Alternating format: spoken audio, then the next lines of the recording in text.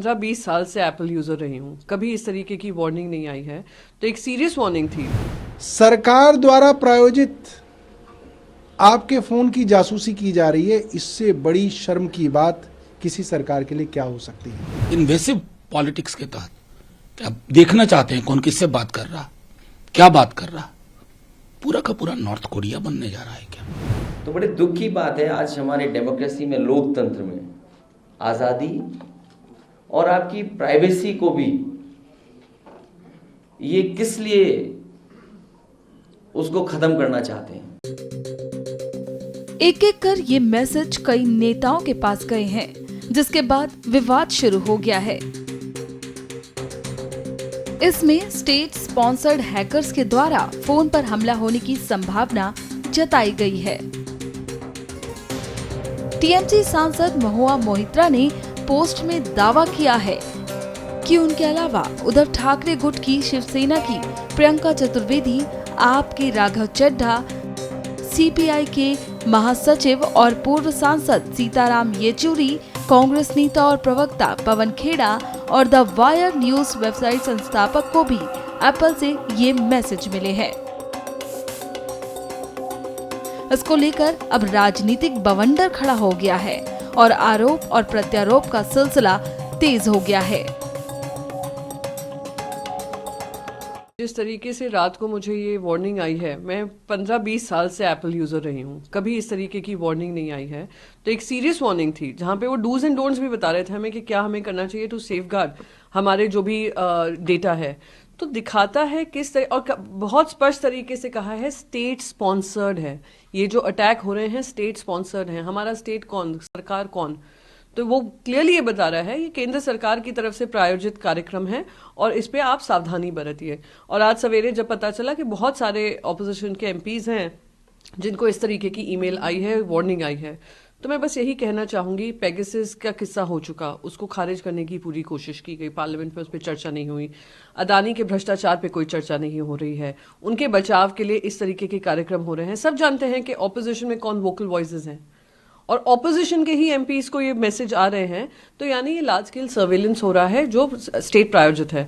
तो मैं बस यही कहूंगी कि इस पे जांच होनी चाहिए और केंद्र सरकार को इस पे स्पष्टीकरण देना चाहिए। ये बात पूरी दुनिया में मशहूर है कि एप्पल की सिक्योरिटी प्रोटोकॉल और अपनी एनक्रिप्शन डिक्रिप्शन का सॉफ्टवेयर उन्होंने अपनी सरकार से भी साझा करने से मना कर दिया। ये लेवल है एप्पल की सिक्योरिटी प्रोटोकॉल्स का।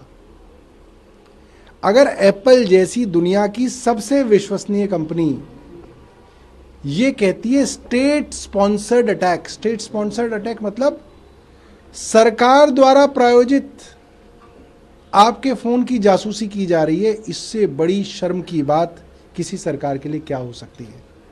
और क्या किसी भारतीय जनता पार्टी के सांसद ने कहा कि मेरी जासूसी हो रही है?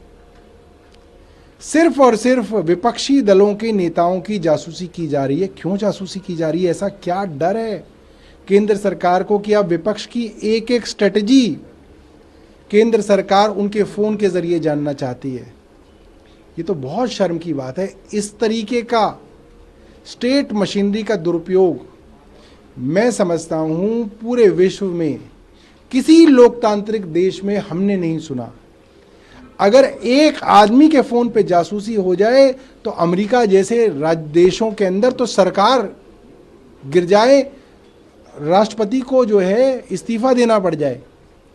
और ये आरोप कोई पहली बार नहीं लग रहा है, पहले भी पेगासस का आरोप इस सरकार पे लगा है कि इन्होंने इजरायली कंपनी से एक सॉफ्टवेयर खरीदा जिससे इन्होंने बड़े बड़े अफसरों की, पत्रकारों की और नेताओं की जासूसी की। ये बड़ी गंभीर बात है।